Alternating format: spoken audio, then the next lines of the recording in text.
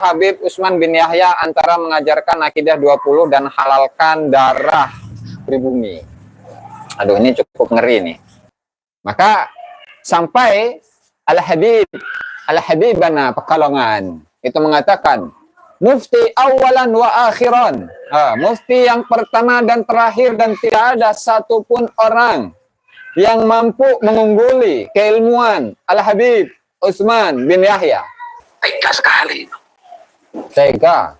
Aku cucu Nabi tapi melakukan praktek kerjasama busuk dengan penjajah. Nah, ngaku cucu Nabi tapi rela kerjasama busuk dengan Belanda untuk menjajah umat Islam, umat Nabi Muhammad SAW. Apa pantas itu? Jangan dikritik Gus, nanti yang di Pekalongan akan bilang adu domba. Ya. Kalau menurut saya syuhra wal istifadah mereka itu ya kerjasama busuk dengan Belanda.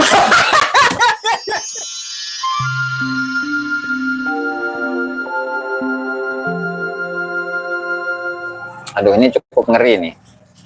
Kenapa ngeri? Ya karena di satu sisi Habib Utsman bin Yahya itu adalah seorang ulama. Tidak hanya ulama, tetapi beliau itu adalah seorang yang cukup produktif dalam menulis, dalam menyusun banyak kitab-kitab dan diajarkan kepada masyarakat. Di sisi lain, Habib Utsman bin Yahya itu pun juga menjadi salah satu guru dari para ulama-ulama, dari para kiai-kiai yang tersebar di Nusantara, baik itu yang ada di Batavia, baik itu yang ada di Jawa Barat, baik itu yang ada di Banten, atau di daerah-daerah lainnya. Ya, cuman memang kita tidak lupa bagaimana faktor kedekatan yang dimiliki atau yang ada di antara Habib Utsman bin Yahya dengan Senok Harugronye, Habib Bule itu, atau Habib Londo, ya, dimana beliau itu sangat dekat.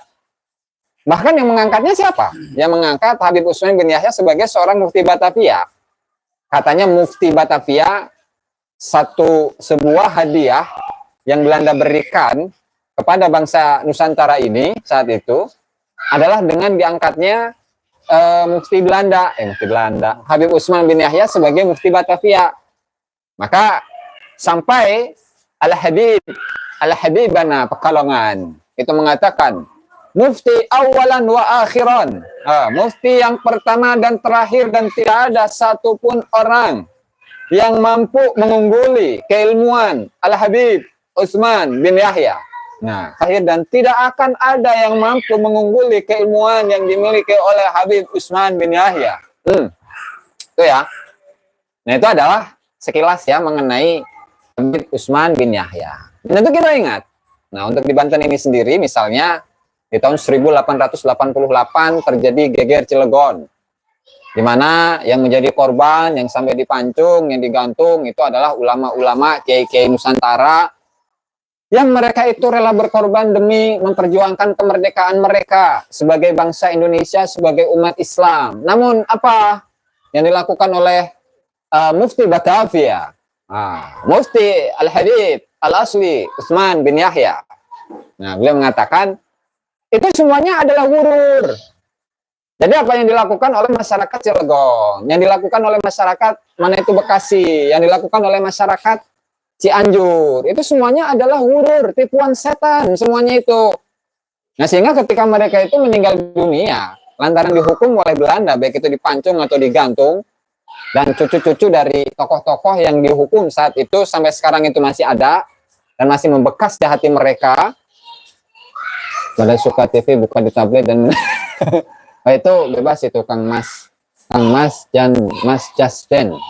Siap, nggak masalah ya, karena kadung dan saya juga tidak melihat ya, makanya mohon maaf jika ini rada sepi, nggak masalah lah. Yang penting saya memberikan pencerahan, saya niatnya adalah memberikan pencerahan untuk sahabat-sahabat, untuk teman-teman yang menghadiri pada kajian malam hari ini. Ya, jadi korban-korbannya itu ya dikatakan sebagai orang-orang yang tertipu oleh setan, tertipu oleh iblis, dan tidak masuk dalam kategori jihad fi sabilillah. Karena orang-orang yang selama ini melawan kepada Belanda, jadi apa yang mereka lakukan selama ini itu semuanya tidak tercukupi syarat-syarat ya, syarat-syarat untuk dimasukkan atau dikategorikan dalam jihad fi sabilillah tuh. Nah, lalu kemudian yang kedua itu adalah dari sudut pandang tarekatnya.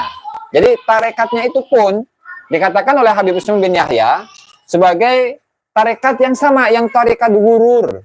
Karena apa? Karena mereka itu tidak mengetahui tentang syariat, tidak mengetahui tentang tata cara wudhu, tentang tata cara sholat, tentang tata cara puasa, zakat, dan lain sebagainya.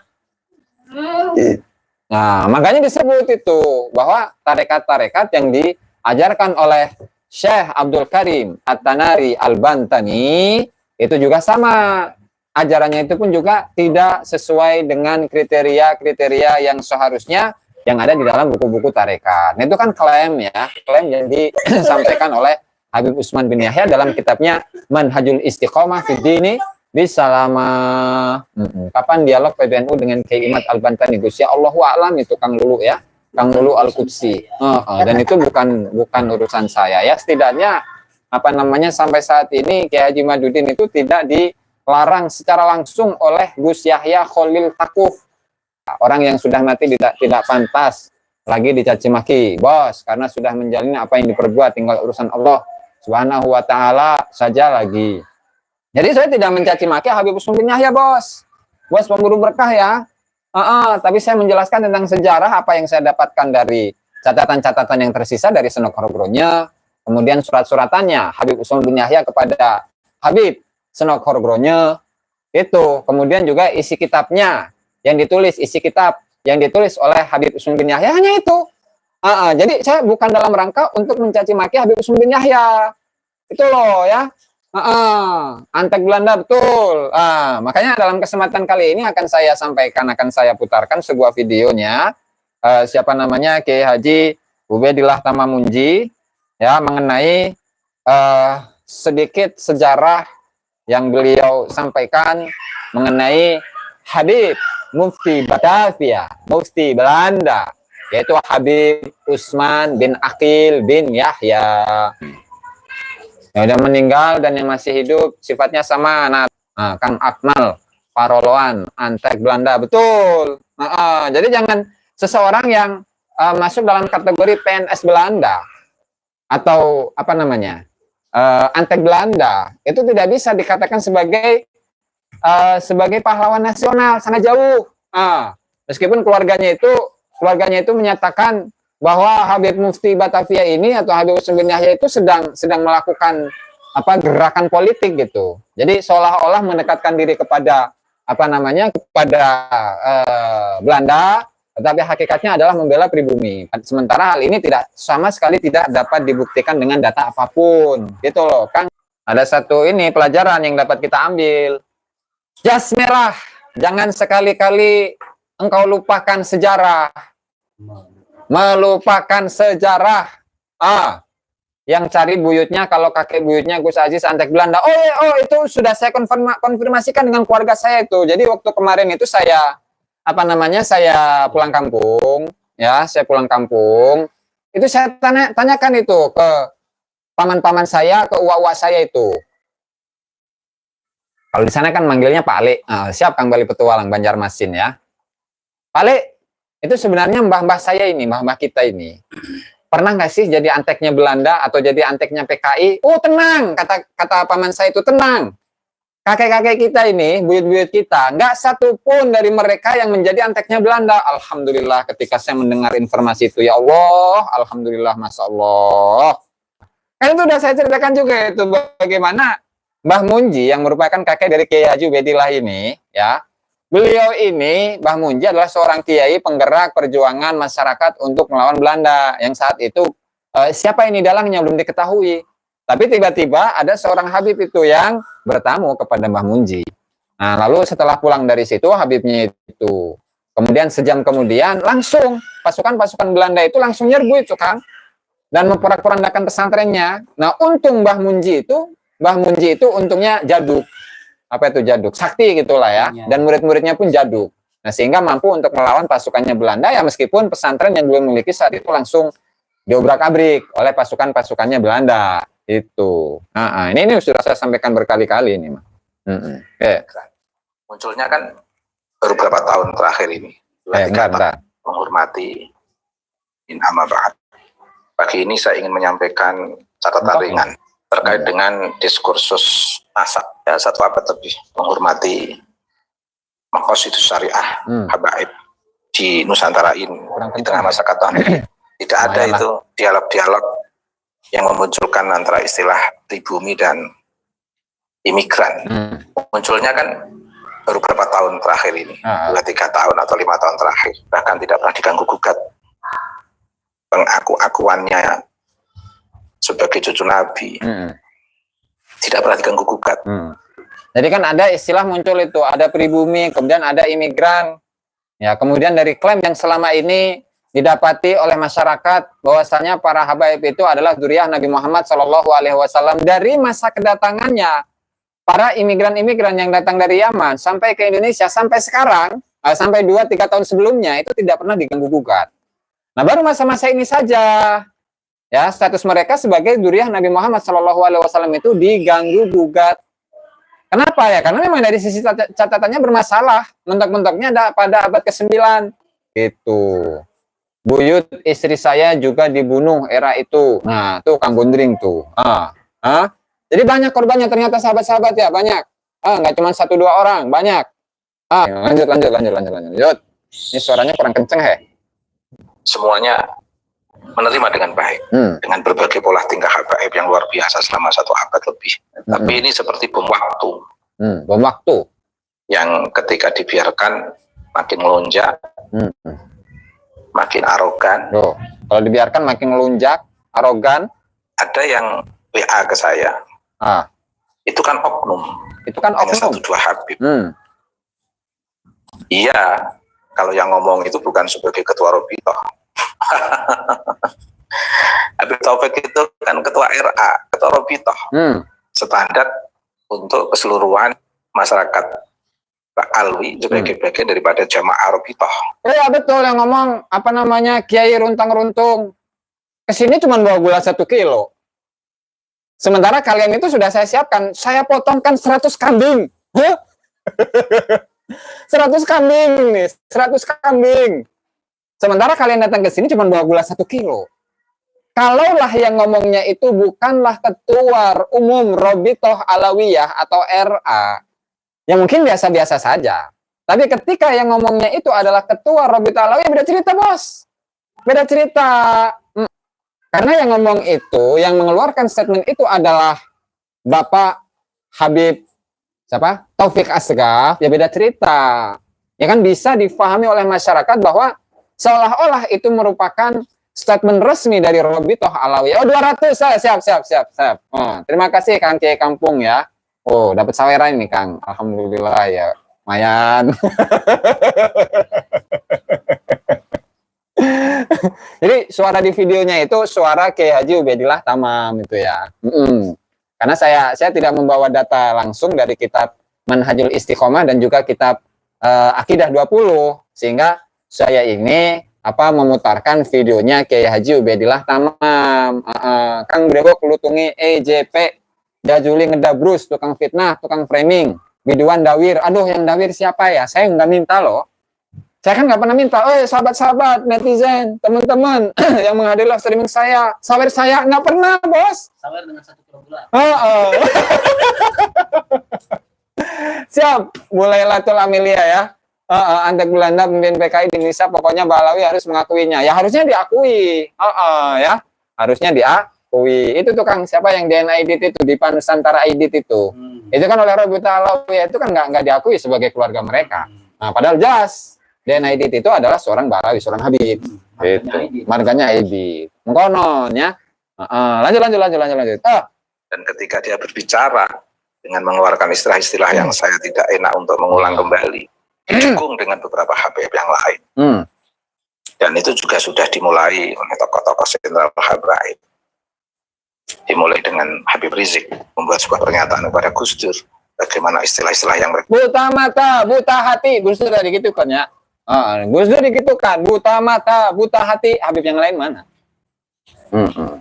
Kemudian yang Fahru Rozi cina. Habib Fahru Rozi itu, ketika Gus Dur dikatakan seperti itu, yang katanya Habib Fahru Rozi itu menjadi pengurus NU selama 29 tahun, setengah umur itu. Mana suara Bapak Habib Fahrur? kok ora ana sampai saiki. Nah, gitu loh. Jadi seolah-olah dirinya adalah orang yang paling NU di antara NU-NU yang lain. Tuh Habib Fahrur itu yang Gus Habib Yahudi migran Yaman ngaku-ngakunya yang baik-baik saja. PKI yang dari Yaman tidak diakui, yang enggak lah. Kalau di Yaman nggak ada PKI, Kang Salim ya, karena PKI itu Partai Komunis Indonesia. Kalau di Yaman ya berarti komunis Yaman aja gitu ya. Yang PKI di Indonesia nggak diakui. Oh gitu. Bikin kok. Oh gitu. PKI yang di Indonesia dari kalangan Balawi nggak diakui, gitu. Karena bikin kota Indonesia. Bikin kota Bahana. Oh bikin kota Balawi. Oh gitu. Lanjut ya, lanjut. Ah, inilah. Bagaimana istilah-istilah yang mereka keluarkan untuk para kiai yang tidak sejalan dengan mereka. Bagaimana istilah-istilah yang mereka keluarkan untuk NU, untuk aktivis NU, Ansor, dan untuk orang-orang yang disepuhkan, dituakan di NU. Masih terekam semua itu. Itu tak kunjung berhenti. Akhirnya seperti bom waktu saja. Kiai Imad itu merupakan bom waktu. Wah, Kiai Imad bom waktu. Tidak nyamanan. Siap, Kang Toto Purwakarta. Terhadap Habaib yang notabene sebagai imigran yang dimuliakan, dihargai, betul, tapi nggak tahu diri. Waduh, tapi nggak tahu diri, Kang. Imigran, tapi nggak tahu diri. Bikin onar. Di sini kan tidak hanya menguasai dalam konteks secara frontal kekuasaan melalui sistem kekuasaan saja, tapi mereka juga memiliki para ilmuwan, para antropolog, sosiolog, yang betul-betul diminta untuk memahami masyarakat Nusantara. Mereka itu menjajah tidak hanya dengan senjata api, tapi mereka jadi, juga Belanda itu menjajah Indonesia, Kang.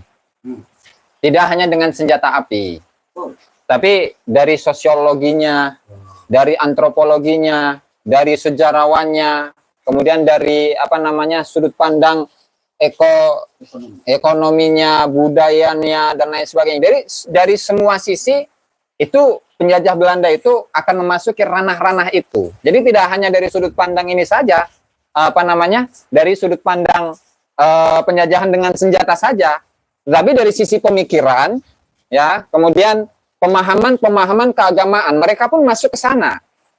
Makanya kenapa Snok Horogronya itu sebelum datang ditugaskan oleh pemerintah Belanda ke Indonesia, Snok Horogronya itu mempelajari terlebih dahulu tentang syariat Islam, mempelajari bahasa Arab terlebih dahulu, sehingga ketika dia itu berbicara bahasa Arab fasih, tidak hanya berbicara saja, tetapi dalam hal tulisan itu fasih, keren tulisannya, kayak orang Arab persis. Tulisannya pun bagus, khotnya nggak kayak tulisan saya jelek gitu. Kemudian apalagi baca gitu, penguasanya terhadap kitab-kitab kuning dan lain sebagainya itu luar biasa itu Snok Horogronya. Nah makanya Snok Horogronya ketika datang ke Indonesia kemudian mendekati seorang tokoh yang merupakan keturunan dari imigran Yaman, nah itu adalah satu target yang empuk untuk penguasaan masyarakat Indonesia, masyarakat Belanda, ya, dari sudut pandang keagamaan. Nah, makanya untuk misalnya masuk dalam dunia tarekat itu dikritisi oleh Habib Usman bin Yahya dengan ajaran yang tidak memenuhi kriteria dalam syariat Islam. Nah, begitu juga perlawanan masyarakat itu dikatakan oleh Habib Usman bin Yahya sebagai pergerakan yang tidak memenuhi syarat dan rukun-rukunnya, sehingga tidak dikatakan geger Cilegon itu adalah sebuah jihad fisabilillah, tetapi adalah hurur, tipu daya setan. Nah itulah seorang ulama Mufti Batavia, yang menghalalkan darah masyarakat Cilegon saat itu di tahun 1888. Tapi mereka juga mencoba memahami masyarakat Nusantara secara akademik, secara ilmiah, dengan perspektif sosiologis, antropologis yang itu dibaca oleh pemerintah Belanda. Masyarakat Nusantara ini itu masyarakat yang tegolarannya atau tegopatine. Mereka dalam konteks-konteks yang berhubungan dengan nyawa, mereka bisa bersatu, tidak mudah untuk berpisah. Berbeda dengan masyarakat Yaman, nggak tegolarannya atau tegopatine, mereka kompak. Ya. Sistem rasial masyarakat Yaman itu lebih kuat. Ya. Jadi memang untuk masyarakat Indonesia dengan masyarakat Yaman itu dari sisi rasialnya itu berbeda, Kang Uman. Jadi kalau Indonesia misalkan ada satu orang yang dipersekusi, tidak semuanya tergerak untuk membela satu orang yang dipersekusi. Tapi ketika Balawi misalkan sebagai sebuah contoh, nasab mereka sedang dipertanyakan keabsahannya, kesahihannya, maka semuanya itu akan menjadi satu gerakan itu, mau itu yang kasar, mau itu yang kalem, yang lembut dikenal sebagai wali, yang awal-awalnya itu di masyarakat dikenal sebagai seorang ulama, seorang habib yang bijak, tapi dalam polemik nasab ini mereka bersatu. Nah, itulah ya kelebihan yang dimiliki oleh para habib ini. Itu persatuannya luar biasa, luar biasa. Masya Allah, lanjut Kiai. Lebih kuat dibanding masyarakat Jawa. Betul. Sehingga mereka kuat. Pintu masuk satu klan itu masuk dari klan Pak Alwi dari Yaman. Siap, Kang Zain. Beberapa keluarga diajak oleh pemerintah Belanda itu. Bisa ngajak. Oh ya, ada komentar itu. Kang D1, Gus salawat Yamaniyah. Salatullahi ala tahal Yamani. Apakah itu isinya Nabi Muhammad, bangsa Yaman atau gimana? Oh, ini perlu pembahasan yang detail nanti ya, Kang D1 ya. Mungkin akan saya khususkan dalam konten khusus lah, insya Allah. Siap, Kang Abdul Damar dari Pati. Siap. Ibarat motor SNK nomor rangka dan nomor mesin beda dengan BPKB. Kan bingung. Kalau ada razia, modal helm doang, Habib mah lieur. Sarua aing lieur, Kang Mas Zulnya. Aing lieur sarua ge. Siap, Kang D1. Kayak ngeser paramek heula nya Kang ya. Anjung aing mah. Lieur. Oleh pemerintah Belanda itu. Nah, lanjut. Bisa ngajak betul desa di Yaman untuk Nusantara ini. Makanya Habib banyak di Nusantara ini. Karena memang Yaman itu betul-betul kawasan miskin. Banyaklah buku-buku yang menjelaskan itu. Bagaimana latar belakang Yaman. Bahkan sampai sekarang pun Yaman kategorinya kan negara tertinggal. Ya kita pandangan Ainur Rahmahnya itu tidak hanya basa-basi total. Pandangan Ainur Rahmah di kita. Melihat pemerintah Belanda akrab dengan orang-orang Yaman. Bahkan pemerintah Belanda membuat panggilan spesial. Gimana caranya cepat punya bisnis tanpa harus utang sama bank? Teman-teman, kita utang sama bank itu gara-gara kita sebagaimana ditulis oleh Snowfall dengan panggilan Habib itu sosialisasi di tengah masyarakat, sehingga masyarakat pun memanggil istilah Habib itu akal sumber istilah itu sebenarnya kan juga ada dalam Al-Quran. Orang-orang yang mengaku dekat dengan Allah dari Yahudi mengatakan nahnu abna'ullah, nahnu ahibbaullah. Dari Nasrani mengatakan abna'ullah itu. Nahnu abna'ullah wa ahibba'uh. Ada di Al-Baqarah kalau tidak salah ya. Jadi itu memang ada itu sahabat-sahabat ya di Al-Quran itu, nahnu abna'ullah, kami ini adalah anak-anaknya Allah. Ya, wa ahibba'uh, dan juga para kekasih-kekasih Allah. Habib ya. Oleh Kiai Haji Madudin itu istilahnya adalah wa ahibba'uh ini diperuntukkan untuk Habib. Karena mungkin ini masih mungkin ini. Ya karena memang dari sisi ras, mereka itu merasa ras yang paling tinggi di antara yang lain. Sehingga ketika seseorang yang non Balawi nikah dengan perempuan Balawi atau Habibah, maka disebut sebagai sebuah perbuatan zina.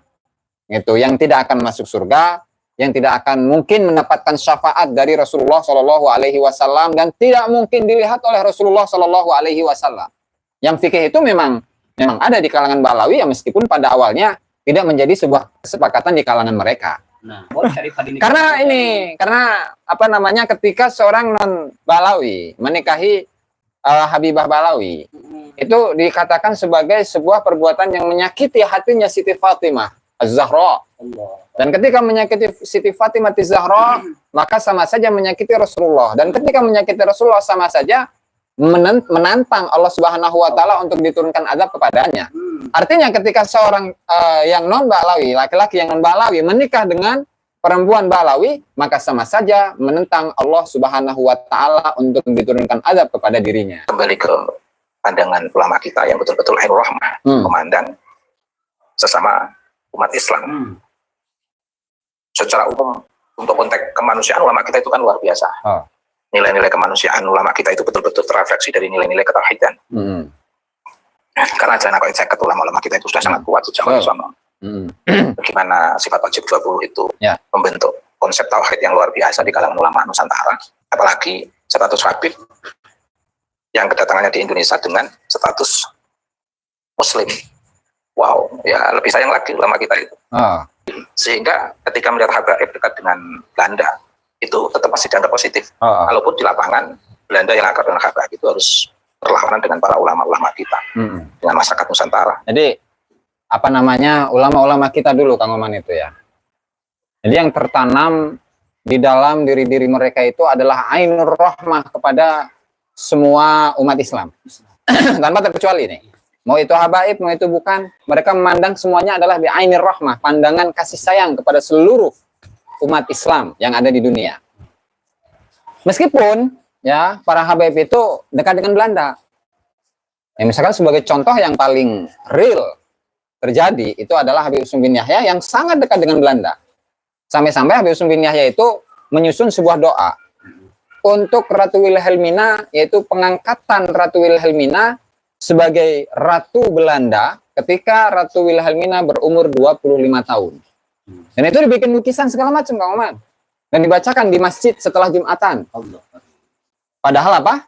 Di tahun 1880 Belanda, bagaimana kita melihat informasi-informasi yang kita temukan dalam kitab-kitab buku-buku sejarah, bagaimana tokoh-tokoh masyarakat, para ulama, para kiai, itu digantung oleh Belanda lantaran para ulama-ulama yang ada di Cilegon itu melawan Belanda. Lanjut ya, sahabat-sahabat ya. Nah. Perlawanan dengan para ulama-ulama kita, dengan masyarakat Nusantara. Oh, kalau trik politik habaib dengan Belanda, trik politik habaib dengan Belanda, teknologi informasi seperti sekarang ini, oh ya pastilah setelah Belanda kembali ke negaranya dan Indonesia merdeka itu Habib akan diusir. Ya harusnya kan diusir. Semua kiamat. Kiai kita memahami habaib itu kan dari kulit luarnya, dari Islamnya dan dari nampak baiknya itu. Nah, jadi karena tadi Kang Oman, karena para kiai-kiai kita, ulama-ulama kita memandang para habaib itu dengan ainur rahmah, sehingga yang awalnya para habaib itu dekat dengan Belanda, dan ketika Belanda itu sudah diusir dari Indonesia, seharusnya kan para habaib itu juga ikut diusir. Tapi lantaran kiai itu memandang mereka itu adalah sesama umat Islam, udah kasihan, toh negaranya juga negara yang miskin, di sana juga susah hidupnya, ya kan, makanya mereka itu ya tidak usah diusir dari Indonesia. Nah, lanjut. Tidak tahu secara real politik di depan mata kalau ternyata para habaib itu banyak jadi kenil-kenil Belanda. Nah, jadi kenil-kenil Belanda. Kata memahami ulama kita memahami Habib Usman yang dikira betul-betul bisa menjadi mediator umat Islam, relasinya dengan kolonial, ternyata di balik itu betul-betul Belanda. Oh, jadi awalnya Habib Usman itu kan ya ulama biasa. Kemudian dan dari sisi perekonomiannya itu nggak kuat. Dari sisi perekonomiannya nggak kuat, sehingga karena melihat potensi yang dimiliki oleh Habib Usman bin Yahya, Sunan Korogronya memiliki inisiatif untuk mengusulkan Habib Usman bin Yahya itu diangkat sebagai seorang mufti Belanda. Ya, oleh usulan Sunan Korogronya. Dan melihat dari sisi perekonomiannya kurang kuat, tidak kuat. Nah, sehingga ketika Habib Usman bin Yahya itu menjadi PNS-nya Belanda, maka Habib Usman dari sisi perekonomiannya itu akan stabil. Itu loh. Makanya beberapa kali Sunan Korogronya di dalam laporan-laporan yang disampaikan kepada pemerintah Belanda mengenai Habib Usman bin Yahya itu, ya beliau, Habib Usman bin Yahya itu memang disetting untuk mengabdikan dirinya kepada Belanda. Dan hal inilah yang tidak diketahui oleh para kiai-kiai. Dan baru ketahuan setelah Belanda membongkar data-data rahasia yang mereka miliki untuk kemudian disampaikan kepada orang-orang Indonesia dari kalangan terpelajar mereka. Itu loh. Coba kalau dari awalnya tahu, nggak bakalan, Kang Oman. Nggak bakalan mereka itu akan memandang para imigran-imigran itu dengan ainur rahmah tadi itu. Karena saking ya husnudonnya para kiai-kiai kita dulu gitu, Kang Oman ya. Lanjut. Ya, Habib Usman itu betul-betul Belanda. Nah, Habib Usman betul-betul Belanda. Doanya aja untuk Belanda. Doanya aja untuk Belanda. Dan mendoakan supaya lebih lama lagi dan betul-betul menjadi penguasa di Nusantara ini. Ya. Jadi gini nih sahabat-sahabat ya, saat itu para ulama-ulama kita, kiai-kiai kita, kiai-kiai Nusantara ini memandang bahwasanya Habib Usman bin Yahya itu adalah sebuah hadiah dari Belanda untuk menjadi mediator atau penyambung antara umat Islam dengan Belanda. Yang padahal di belakangnya Habib Usman bin Yahya itu sangat Belanda. Nah, ini perlu digarisbawahi ini. Habib Utsman bin Yahya itu sangat Belanda. Kenapa sangat Belanda? Coba kita bayangkan. Belanda yang selama ini menjajah bangsa Nusantara ini, ya, tentu yang namanya penjajahan sudah kita bayangkan sendiri bagaimana penggambarannya. Yang pada awalnya masyarakat Cilegon sebelum geger Cilegon itu baik-baik saja, kemudian ada wabah, Kang Oman. Ya, Ada wabah pasca letusan Gunung Krakatau. Ya. Nah, ada wabah, kemudian hewan-hewan itu mati, bahkan hewan yang masih hidup itu berpotensi untuk penyakitan. Apa itu namanya? Lupa saya penyakitnya. Nah, di samping itu Belanda bukannya mengurangi mengurangi upeti atau pajak yang harus dibayarkan oleh masyarakat kepada Belanda, ini malah dinaikkan. Rumah ada pajaknya, warung ada pajaknya,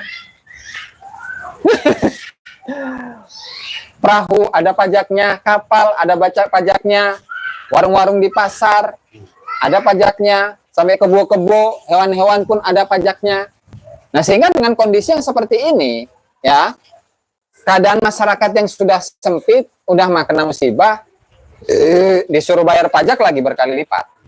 Nah, tentu kesepuhan itu bereaksi untuk melawan kepada Belanda. Nah, ini Habib Utsman bin Yahya bukannya kasihan ini kepada masyarakat, kepada umat Islam untuk menghilangkan pembayaran pajak ya oleh masyarakat kepada Belanda, tapi ini malah mendoakan, ya Allah, semoga engkau kekalkan, ya, semoga engkau kekalkan kolonial Belanda di Indonesia ini, kurang lebih begitu. Dan saya sudah angkat doanya Habib Utsman bin Yahya berkali-kali. Dan perlawanan dianggap sebagai gurur. Itu kan parah. Makanya seperti ini, apakah layak, pantas untuk disebut sebagai seorang ulama, apalagi pahlawan nasional yang memiliki ainur rahmah kepada masyarakat pribumi. Nah, itu sahabat-sahabat yang ingin saya sampaikan ya. Nah, lanjut. Menjadi penguasa di Nusantara ini. Lama-lama kita nggak tahu, bahkan nggak tahu sampai ada surat menyurat Habib Utsman bin Yahya dengan Sunan Gurnyo Habib Utsman untuk merekomendir agar Belanda menindak kelompok-kelompok pejuang Nusantara yang menurut Habib Utsman itu justru dikatakan sebagai buhot. Buhot malah. Melawan penjajah kok dikatakan buhot. Melawan penjajah itu dikatakan sebagai buhot, teman-teman. Jadi buhot itu kan yang melawan pemerintah. Pemerintahan yang sah. Lalu Belanda ini apakah satu pemerintahan yang sah ketika menjajah Belanda? Pemerintah kolonial Belanda itu bukan pemerintah resmi, tapi pemerintah penjajah. Penjajah yang mengusir warga Nusantara dari rumahnya dan mengambil hasil bumi, mengeksploitasi tenaga masyarakat untuk bekerja, dan hasilnya dibawa ke pemerintahan pusat di Belanda sana untuk keberlangsungan sumber daya alam Nusantara ini, untuk keberlangsungan sistem kekuasaan Belanda. Harusnya melakukan peperangan itu kan wajib, seperti konsistensi ulama Nusantara kita yang tidak pernah mau diajak kerjasama dengan kolonial. Habib Utsman di mata ulama dikira sebagai jembatan, nggak tahu persis bagaimana kedap-kedip atau trik-intrik Habib Utsman dengan Belanda. Kalau tahu, ya tentu dari dulu udah sangat tegas ulama-ulama kita. Selain status kemusliman, Habib Utsman dan Habib Wahid yang jadi kenal-kenal Belanda, itu juga mereka cenderung membawa kearaban mereka. Karena masyarakat Nusantara ini mengapa menghargai orang-orang Arab? Karena memang telah banyak mendapatkan pembelajaran dari Wali Songo yang notabene dengan simbol kearaban. Sehingga melihat orang Yaman itu seperti melihat pahala Wali Songo saja. Nggak tahunya yang Arab Ashraf Ula itu Wali Songo. 15 Wali Songo ini betul-betul berjuang dakwah, membebaskan, mencerahkan di luar dugaan yang bersimbol Ashraf. Ada yang baru. COD. Yang bersimbol Ashraf. Tani ini sebelum ada penelitian datang di negeri ini ya dihormati, meskipun di situ ada akal bulus, ada strategi busuk, ada Holy Alliance, kerjasama busuk dengan kolonial dan kapital. Karena selain para habaib pendukung kolonialisme, juga sangat mendukung kapital. Rata-rata mereka juga menggunakan istilah dagang Tapi ternyata kapitalisme, keberagamaan dengan petunjuk Islam dan kolonialisme itu campur aduk, sehingga kalau istilah zaman Nabi itu ya disebut munafik itu. Baik dengan umat Islam untuk mengidentifikasi sebagai kebersamaan sesama umat beragama yang sama-sama Islam, tapi dalam konteks tertentu bisa baik dengan orang-orang. Abdurrahman Aziz, aku punya tuh bukunya soal Utsman bin Yahya. Nah, di situ tertulis bahwa dia bekerja terhadap kolonial Belanda. Nah, si Habib siapa tadi tuh? Kok bilang pejuang, Bang? Nah, gimana tuh? Pejuang dari mana, Bos? Pejuang dari mana? Surat-suratnya siapa? Senok-horogornya itu jelas. Bahwasanya Habib Utsman bin Yahya itu mengabdikan dirinya untuk Belanda. Nah, tahu nggak? Kitab Manhajul Istiqomah itu yang pernah saya ulas itu sebelumnya. Kitab Manhajul Istiqomah itu sengaja ditulis oleh Habib Utsman bin Yahya untuk dihadiahkan kepada Gubernur Jenderal, Kang Oman.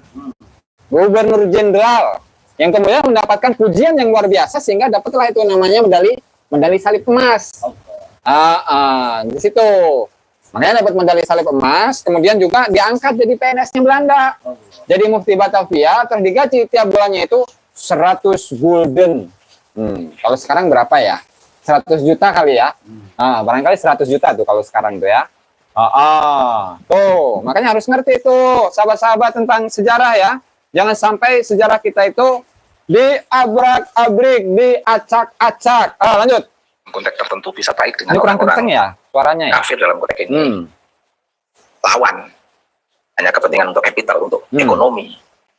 Kalau istilah Nabi itu istilahnya kepentingan jarahan. Utsman. Ini luar biasa. Dan sekali lagi ulama-ulama kita memandangnya dengan pandangan ilmu rahmah dengan para habaib itu. Kalau status trik kabaib dalam konteks kembali ke Ainur Rahmah itu, Kang Oman. Jadi ulama-ulama kita itu selalu memandang muslim yang lainnya dengan pandangan Ainur Rahmah. Sehingga lalu kemudian oleh para pro-Balawi itu dikatakan bahwasanya ulama-ulama kita, kiai-kiai kita itu dianggap mengakui nasab mereka. Gitu loh. Padahal tidak mengetahui sebab-musabab bagaimana dasar yang dimiliki oleh para ulama-ulama Nusantara kita. Ya, misalkan Mbah Maimun Zubair itu sangat memuliakan Habib, juga sangat memuliakan pejabat, juga sangat memuliakan petani yang datang kepada beliau, juga sangat memuliakan seorang anak petani yang bukan anaknya siapa-siapa, kemudian dia itu menguasai ilmu keagamaan. Nah, itu sangat salut, terutama yang terakhir itu sangat dimuliakan oleh Mbah Maimun. Nah, ini sengaja oleh pro-Balawi itu memframing bahwasannya Mbah Maimun Zubair itu mengakui kenasaban para habaib. Itu biasa, framing seperti itu udah biasa kita temukan ya di kalangan para pro-Balawi itu. Ainur Rahmah itu. Gus, pernah baca Muqaddimah Qanun Asasi karya Hadratus Syekh? Sudah pernah. Logikanya kalau Habib Utsman bin Yahya pejuang, ngapain ciumin tangan Ratu Wilhelmina? Bilang enggak.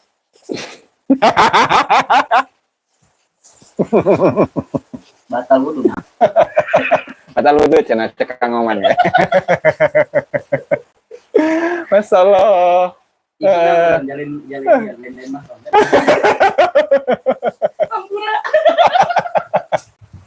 Lanjut. Serius lagi. Dalam konteks Unholy Alliance, kerjasama persekongkolan busuk dengan kolonial dan kapital. Kalau itu sudah terbongkar sejak di zaman kiai-kiai kita ya. Beda urusannya. Tentu akan tegas. Ya. Nah, terbongkarnya itu kan ketika sudah mengalami kemerdekaan, ketika surat menyurat Soekarno Habib Utsman itu terdokumentasikan dan terpublish. Dan ada percetak buku karya Senokor-Bronyo, karya era kolonial, termasuk surat-surat itu. Mengapa itu terpublish? Saya pikir itu penjajah. Saat itu kan mereka bisa intim, bisa saling menjaga rahasia, karena masih ada kepentingan. Begitu mereka Belanda sudah nggak punya kepentingan, ya dibongkar lah. Menjadi dokumen. Ya iyalah. Jadi saat Belanda itu masih menjajah Indonesia atau menjajah Nusantara, kan memang ada surat-surat rahasianya Habib Utsman bin Yahya yang oleh kiai ini tidak tahu menahu bahwasanya antara Habib Suleiman Yahya dengan Belanda itu sering surat-suratan dan terjadi kedekatan yang sangat intim dengan Belanda. Nah, tapi ketika Belanda itu sudah keluar dari Indonesia atau Nusantara, nah karena sudah tidak ada kepentingan lagi, ya dibongkarlah. Jadi kiai itu taunya telat, karena sudah kadung, sudah terlanjur. Ya mau gimana lagi? Toh oleh kiai kita ini sudah diakui tadi kan dengan syarat mereka itu lebih mencintai Indonesia ini daripada negeri asalnya, gitu. Ini yang penting yang saya sampaikan. Bahwa Hasbullah, Babisi Samsuri, ulama-ulama di luar garis struktural NU lah, ulama-ulama NU secara kultural bukan juga banyak. Kang Lukman, Nul Hakim. Tahu ternyata Habib Usman punya atau telah melakukan unholy alliance kerjasama atau persekongkolan khusus seperti ini, ya marah semua. Ya marah lah, tahuan guys. Hasim pasti marah. Ulama-ulama garis kultural pasti marah. Pasti marah. Marahnya tidak hanya kepada Belanda, tapi juga kepada Habib-Habib ini. Saat itu kan belum terbongkar. Kalau saat kolonialisme melawan budaya Belanda sudah sistem teknologi informasi sudah terbuka seperti sekarang ini, nggak ada yang tersisa itu. Belanda mundur, ya Habib harus ikut mundur. Nah, karena memang tahu saat itu, sehingga pernah ingin. Kayak ada mungkin komen tuh. Pembatal nasab alurnya seperti sejarah kaum Najd sana. Yang ingin mengkudeta Haramain. Oh enggak seperti itu. Justru sejarah Balawi lah itu yang alurnya itu, atau sejarah Balawi di Indonesia atau RA di Indonesia itulah yang alurnya sama seperti sejarah Balawi ketika di Yaman. Saya ambil contoh, dan ini sudah saya ulangi berkali-kali ya. Jadi saat itu Kang Maman di Yaman itu banyak ulama-ulama yang terkenal di kalangan mereka, Salim bin Fadl Bafadol, Ibnu Abil Hib, kemudian Salim bin Basri, Ali bin Muhammad bin Jadid, dan ulama-ulama yang lainnya dari Marga Al-Khatib, dari Bahanan, dari Bang Marwan dan lain sebagainya. Nah itu ketika muncul di abad ke-9, munculnya klaim bahwasanya Balawi itu adalah dzurriyyah Nabi Muhammad SAW, itu dihilangkan semuanya Kang Maman. Jadi dikatakan bahwa masyayikh yang disebutkan itu, ya, itu mereka semuanya adalah murid-murid dari leluhurnya Ali bin Abu Bakar As-Sakran atau leluhurnya Balawi. Jadi leluhurnya Balawi itu yang memiliki murid-murid dari ulama-ulama yang besar tadi. Nah, sehingga pada ujungnya masyarakat di Hadramut itu tunduk kepada klan Balawi. Nah, kemudian apa? Kemudian kan Ali bin Abu Bakar As-Sakran itu mengaku-ngaku bahwa leluhurnya bernama Ali bin Ubaidillah. Nah, dan Ali ini memiliki dua saudara, yang satu Basri, yang satu Jadid. Dari keluarga Basri memiliki ulama-ulama, diantaranya Salim bin Basri. Nah, kemudian dari Jadid ini ada Ali bin Muhammad bin Jadid. Nah, kemudian siapa Salim bin Basri atau Bani Basri dikatakan munqadi, tidak memiliki keturunan. Nah, begitu juga dengan Jadid. Jadid juga di abad ke-7, awal-awal abad ke-7 itu tidak memiliki keturunan. Satu tuh. Nah, kemudian di Indonesia itu pun sama. Wali Songo dianggap sebagai Habib, dianggap sebagai Balawi. Sementara Wali Songo itu tidak satupun memiliki keturunan. Persis dengan apa yang dilakukan oleh Ali bin Abu Bakar As-Sakran kepada keluarganya Ali bin Muhammad bin Jadid. Begitu juga dengan keluarganya Salim bin Basri. Persis 11-12. Nah, jadi bukan seperti yang Anda sampaikan itu, Bapak Mukibin ya. Tidak seperti yang Anda sampaikan. Kebalik. Ini aja, saking aja, sekarang ketahuan gitu kan. Ketahuan bagaimana pergerakan dan pola-pola yang biasa dilakukan oleh kalangan Balawi. Nah, kalau nggak ketahuan, atau selesai. Sejarah bangsa Indonesia ini, sejarah Wali Songo. Berarti polanya udah usang. Polanya udah usang tuh, kata Kang Oman tuh. Harus ganti pola. Harus ganti pola. Biar gak ketahuan. Terus lagi satu Kang Oman ya. Bagaimana cara Israel untuk bisa menguasai Palestina? Pada awalnya, Israel ini nggak punya negara. Mulai dari zamannya Nabi Musa sampai Nabi Muhammad, bahkan sampai tahun 1940-an. Nggak punya negara itu. Nah, lalu kemudian mereka bikin pola sama ini. Bikin apa? Kuburan-kuburan baru. Ya kan? Di sebelah timurnya Masjidil Aqsa, sebelah baratnya Masjidil Aqsa, sebelah utaranya, sebelah selatannya, ratusan makam itu. Dan dikatakan bahwa makam-makam itu adalah leluhur-leluhur dari Israel yang sekarang menjadi tokoh-tokoh atau pemerintah Israel saat ini. Bisnis kuburan. Dan ternyata itu efektif.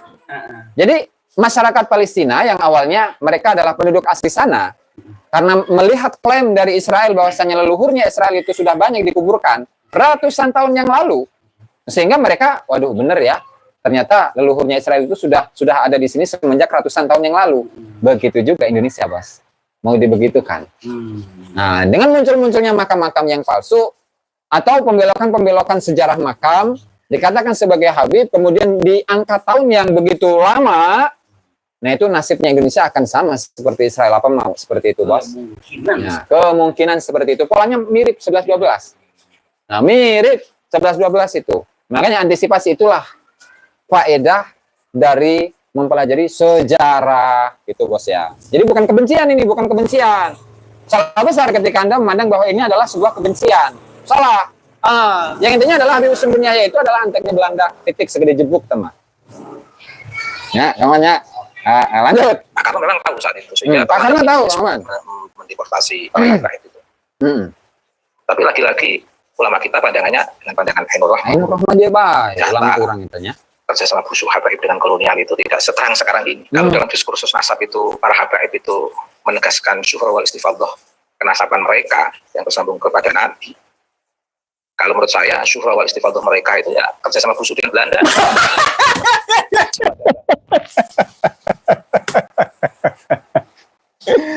Aduh, ya baik, cekap aja ampun.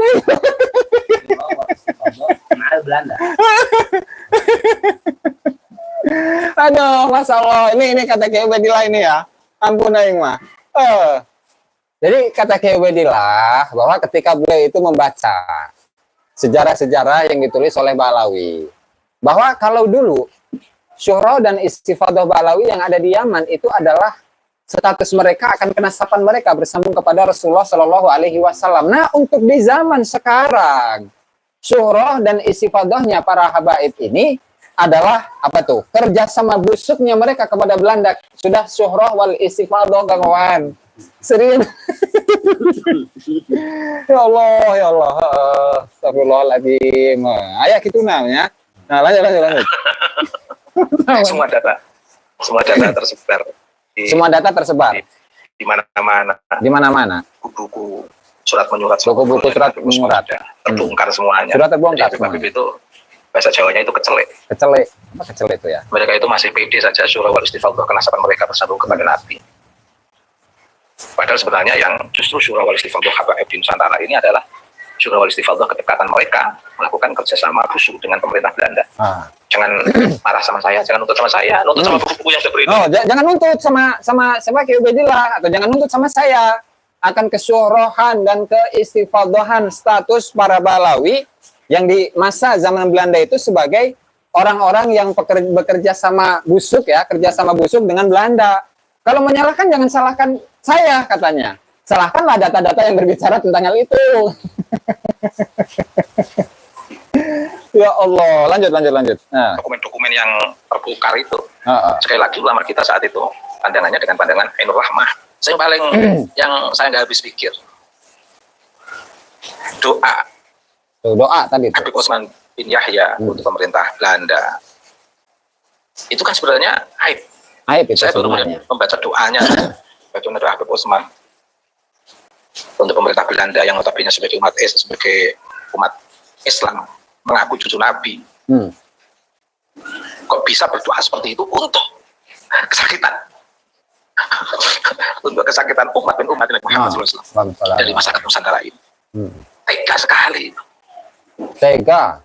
Ngaku cucu Nabi tapi membiarkan ngaku cucu Nabi tapi melakukan praktek kerjasama busuk dengan penjajah masyarakat Nusantara yang perlu diberdayakan. Ngaku cucu Nabi tapi rela kerjasama busuk dengan Belanda untuk menjajah umat Islam, umat Nabi Muhammad Shallallahu Alaihi Wasallam. Apa pantas itu? Aib lah. Aib itu mah. Aib, apalagi mengatakan Habib Hussein bin Yahya sebagai seorang pahlawan nasional, ya sangat nggak pantas. Gimana rasa keulamaannya, rasa Ainur Rahmahnya dikemanakan itu, ya? Gus Aziz berarti Belanda, nah, estafet sama Ba'alawi menjajah pribumi. Kalau dilihat dari doanya untuk Ratu Wilhelm, berarti Belanda estafet sama Ba'alawi. Betul, Kang Bel. Lanjut. Masyarakat Nusantara yang perlu diberdayakan, dicerahkan, dimerdekakan untuk bangkit melawan penjajah. Malah mereka bungkam. Bahkan Habib Yahya bin Utsman suratnya juga terbongkar luas. meminta kepada pemerintah Hindia Belanda untuk dalam tanda kutip menghabisi tokoh-tokoh dalam pikir Cilegon dalam kasus Aceh. Saya kira itu, saya pernah dapat. Berarti tidak hanya Cilegon saja, tetapi Cilegon, Bekasi, Cianjur, Aceh, Palembang, beberapa daerah-daerah ya yang tersebar ya, beberapa daerah-daerah yang Belanda itu berusaha untuk menguasainya. Jadi tidak hanya Cilegon saja itu ya pengaruh dari Habib Usman bin Yahya, tetapi sampai ke Aceh itu juga sahabat-sahabat ya, sampai ke Aceh. Biasa ulama-ulama kita itu dulu pernah cerita kepada kita, pemerintah Belanda itu selalu nggak bikin tenang para kiai. Habis menemui tamu baik-baik dari habaib, 1 jam kemudian mereka datang. Betul, suara Kiai Ubedillah. Sebetulnya ulama kita nggak pernah berpikir kalau kedatangan Belanda itu karena atas informasi habaib yang sebelumnya datang. Itu kan analisis saya sendiri. Nah, jadi yang beliau ceritakan ini sebenarnya adalah kakeknya yang bernama Kiai Munji itu, Kiai Ubedillah sama Munji ya, Kiai Ubedillah sama Mudin Munji. Berarti Mbah Munji itu, Mbah Munji yang saya ceritakan tadi di awal ya. Bahwasanya awal-awalnya itu ada seorang Habib yang bertamu. Ya biasalah ngobrol kesana kemari, ngopi, ngobrol santai segala macam. Nah ternyata di balik itu seorang Habib yang datang kepada Kiai Munji itulah yang membocorkan informasi tentang Kiai Munji untuk diberikan informasi itu kepada Belanda. Nah, kemudian setelah Habib itu pulang, barulah Belanda dengan pasukan-pasukannya itu mendatangi rumahnya Kiai Munji. Dan kebetulan Kiai Munji itu adalah orang yang sakti, orang yang jaduk, sehingga Kiai Munji itu tidak dapat ditangkap oleh Belanda. Itu lanjut. Itu kan analisis saya sendiri. Nah, dulu cerita yang masuk ke kita itu hanya setelah ngobrol dengan habaib, lama kemudian tentara estafet menangkap. Itu kita punya asumsi yang jahat itu tentara Belandanya itu. Nggak sampai kita pun nggak sampai berpikir terbersih. Itu terjadi karena atas dasar informasi Habib yang baru sowan kiai. Berarti memang Habib yang mendatangi rumahnya Mbah Munji itulah yang membocorkan informasi kepada Belanda. Ya, dengan kata lain bahwasanya Habib yang datang ke rumahnya Mbah Munji itulah dia adalah seorang mata-mata Belanda yang secara zahiriahnya seolah-olah ini tamu biasa yang biasa bersilaturahmi kepada kiai. Nah ternyata Habib inilah yang menjadi atau yang memata-matai informasi tentang kiai tersebut, kemudian kiai itu akan ditangkap oleh Belanda. Jadi udah wajar itu sahabat-sahabat ya, udah dari dulu mestinya Lanjut.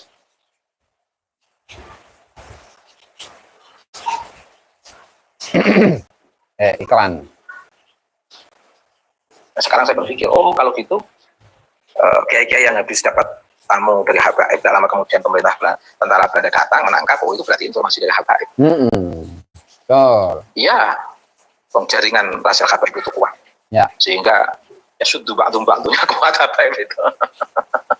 Fenomena itu kan terbaca sekarang ini. Bagaimana, mohon maaf ini, Habib Rizik itu berbeda dengan Habib Lutfi. Tapi berbeda dengan Habib Syekh. Tapi dalam bahasa nasab. Ini ada 3 tokoh ya. Ada Habib Rizik, ada Habib Lutfi, ada Habib Syekh yang memiliki latar belakang yang berbeda-beda. Habib Lutfi dengan kealimannya, Habib Rizik dengan kearoganannya, kemudian Habib Syekh dengan sholawatnya. Dengan latar belakang yang berbeda-beda, tetapi ketika yang dibicarakan itu adalah mengenai nasab, semuanya bersatu sahabat-sahabat ya, semuanya bersatu. Tuh, bersatu. Bersatu semua. Tapi dalam masalah nasab kompak semua. Dalam masalah nasab kompak semua. Bersatu semua. Bersatu untuk melaknat, bersatu untuk mengutuk Imat yang mencoba membongkar kebenaran nasab Habib. Apakah benar bersambung kepada Nabi atau tidak? Semuanya mengutuk. Habib-habib lupa kalau mereka itu dari dulu itu sangat merendahkan para kiai. Tapi alhamdulillah merendahkan para kiai tapi juga nggak kuat-kuat amat. Ini ibarat sudah didukung kolonial, masih tidak bisa melemahkan para kiai Nusantara. Sudah didukung kolonial tapi tidak mampu untuk melemahkan kiai Nusantara. Zaman dulu, zaman Belanda ya, zaman Belanda. Terus sudah didukung kolonialisme. Bahkan Habib itu sudah didukung dengan kekuatan kapital. Kekuatan kapital. Karena datangannya memang untuk berdagang. Berdagang. Tanah Abang itu dikuasai Arab. Tanah Abang dikuasai Arab. Apel dikuasai Arab.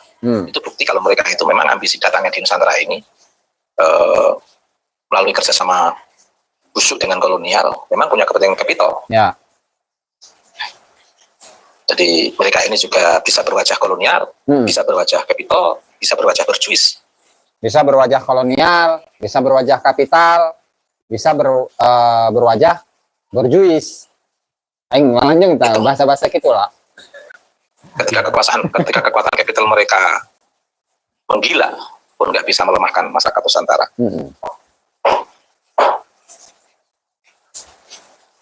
Sekarang ini,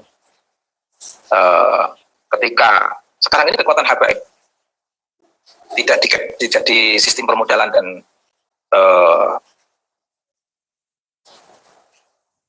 di jejak-jejak sisa-sisa kolonial yang mereka pertahankan, kekuatannya tidak di situ justru. Kekuatan Habib sekarang ini justru di Muhibbin. Tapi alhamdulillah, sekuat itu cara doktrinasi Habaib terhadap Muhibbin ya, nggak kuat-kuat amat. Nggak kuat-kuat amat doktrinnya itu Kiai sebenarnya. mengeluarkan tesisnya. Akhirnya banyak Muhibbin yang justru sadar. Banyak Muhibbin sadar. Dan masyarakat secara umum di luar mereka yang sudah jadi Muhibbin ya sudah wajar kalau mereka mendukung Kiai Imad. Tapi yang di luar dugaan ini banyak barisan-barisan Kiai Imad justru mantan Muhibbin semua. Jadi barisannya Kiai Imad itu mantan-mantan Muhibbin semua, kawan. Saya mantan Muhibbin. Kiai Imad mantan Muhibbin. Gus Wakil mantan Muhibbin. Gus mantan Muhibbin. Aduh, ampun, aing. Lanjut. Bisa dicek rata-rata Muhibbin ya. Rata-rata Muhibbin awalnya tuh. Nah, artinya apa? Puncak kekuatan doktrinasi Habaib di hadapan para Muhibbin dan bisa menggerakkan banyaknya para Muhibbin, tapi lemah juga ketika akhirnya salah satu dari dzurriyyah masyarakat Jawa yang disimbolkan dengan Kiai Imad, Gus Aziz Jazuli, Sayyid Zulfikar, orang disebut deh. hanya beberapa orang sebenarnya. Muhibbin nggak bisa berbuat apa-apa. Mau membela gerakan membela Habaib, nanti malah jadi masalah. Itu kalau persekusi para Habaib itu nggak dihentikan, itu malah bumerang untuk para Habaib juga. Muhibbin mau membela dari sisi mereka nggak punya data. Surah wal istifadahnya Habaib itu ya surah wal istifadah kolonialisme, kerjasama busuk mereka dengan kolonial. Ya Allah. Surah wal istifadah dalam konteks kenasaban sudah habis di Kiai Imad. Instrumen Kiai Imad sudah sangat sulit dipatahkan. Mau mencoba pakai kaidahnya kaidah yang bersifat motivasi. Tidak ditemukan data bukan berarti tidak ada. Itu kan motivasi kalau kamu melakukan penelitian yang serius. Nanti akan ketemu data. Namanya ilmu itu kan harus diketahui. Kalau belum diketahui belum ilmu. Mau membela. Namanya ilmu itu harus diketahui. Kalau nggak diketahui ya namanya bukan ilmu. Nah, untuk mengetahui apakah Ubaidillah ini benar-benar anaknya Ahmad bin Isa ya harus diketahui benar atau tidaknya bahwa Ubaidillah itu anaknya Ahmad bin Isa atau bukan. Kalau sampai sekarang belum ada data yang menunjukkan bahwasanya Ubaidillah itu adalah anaknya bin Isa, berarti belum diketahui dong. Bukan ilmu namanya bahwasanya Ubaidillah ini adalah anaknya Ahmad bin Isa. Kecuali kalau ada data, ya kan? Kecuali kalau ada data baru itu namanya ilmu. Ada data berarti itu ilmu. Berarti ketika tidak ada data dan sampai sekarang tidak ditemukan bahwasanya Ubaidillah ini adalah anaknya Ahmad bin Isa, ya sampai botak sariawan. Kuyuh benutan ore jangan nggak bisa dikatakan bahwasanya Ubaidillah itu adalah anaknya Ahmad bin Isa. Sehingga klaim nasab yang selama ini diaku-aku sebagai nasab yang paling sahih sedunia, itu hanya klaim saja. Tidak bisa dipertanggungjawabkan dengan data apapun. Itu ya itu catatan ringan hari ini. Saja ya. Dari statement yang disampaikan oleh Kiai Haji Ubaidillah mengenai beliau ini menyampaikan video ini di channelnya Ubaidillah Ahmad Tamamunji dengan judul Kiai Haji Imaduddin gagalkan jejak kolonial via kerjasama busuk Habaib, berjuis kapitalis bodohi pribumi. Ya, dan barangkali ingin menyimak dengan versi lengkapnya, silahkan simak video tersebut di channel beliau ya, Kiai Haji Ubaidillah Ahmad Tamamunji. Nah, barangkali itu saja ya yang bisa saya sampaikan dalam kesempatan kali ini. Dan barangkali statement terakhir dari saya mengenai judul pada malam hari ini ya. Memang benar bahwasanya Habib Usman bin Yahya itu adalah seorang ulama yang memiliki karya tulis yang sangat banyak, bahkan dikaji oleh para kiai-kiai Nusantara. Tetapi ingat bahwasanya yang memiliki teori itu, yang memiliki konsep pemikiran itu bukanlah beliau, bukanlah Habib Usman bin Yahya, tetapi yang memiliki konsep pemikiran itu yang sebenarnya adalah ulama-ulama yang sebelumnya. Dalam konteks akidah, itu tentu mengacu kepada akidah yang disampaikan atau konsep yang disampaikan oleh Imam Abul Hasan Al-Asy'ari. Nah, kemudian juga dalam fikih itu pun sama, dalam ilmu-ilmu yang lain, ilmu tauhid dan lain sebagainya. Nah, itu pun sama. Jadi artinya ketika seseorang itu mempelajari kitabnya Habib Usman bin Yahya, ya tidak berarti dia itu harus mengikuti apa saja yang menjadi perilaku, apa saja yang menjadi kegiatan yang dilakukan oleh Habib Usman bin Yahya kalau zaman dulu itu pro kepada Belanda atau dalam bahasa lainnya itu adalah dengan adanya silsilah sanad keilmuan itu bukan dengan membangun dinasti dari suatu klan tertentu, tidak. Tetapi yang namanya keilmuan itu adalah membawa pencerahan, membawa kebebasan pemikiran dan tidak untuk tunduk kepada siapapun yang bertentangan dengan ajaran-ajaran Allah Subhanahu wa taala dan ajaran Rasulullah Shallallahu alaihi wasallam. Yang kemudian di saat itu para kiai-kiai kita, ulama-ulama kita itu memiliki satu pandangan, yaitu memandang umat Islam dengan pandangan ainur rahmah, sehingga mereka itu berhusnudzon kepada para habaib-habaib itu. Ya, meskipun di masanya Belanda, mereka itu bekerja sama dengan Belanda. Yang pada akhirnya ketika ketahuan, ya mereka marah. Ya, mereka marah dan tidak meridhoi apa yang sudah mereka lakukan selama ini. Dan mengingat berapa banyak korban dari geger Cilegon atau yang ada di Bekasi atau di Cianjur atau yang sampai ke Aceh dari pengaruh-pengaruhnya Habib Usman bin Yahya dengan Belanda, tentu hal ini menjadi sebuah pelajaran bagi kita bahwasanya tidak melulu setiap ulama yang perilakunya, yang sikapnya bertentangan dengan nilai-nilai keagamaan atau yang masuk dalam kategori kontrarisalah itu tidak harus diikuti, ya, tidak harus diikuti. Yang kemudian dengan kisah-kisah yang sudah disampaikan oleh Kiai Jubaidillah ini sudah cukup menjadi pengalaman bagi kita semua bahwa jangan sekali-kali kita itu melupakan sejarah untuk menjadi sebuah pelajaran kita di masa ini dan juga di masa depan, ya. Barangkali itu saja yang saya sampaikan dalam kesempatan kali ini. Kurang dan lebihnya saya mohon maaf. Wallahul muwaffiq ila aqwamit thoriq. Wassalamualaikum warahmatullahi wabarakatuh.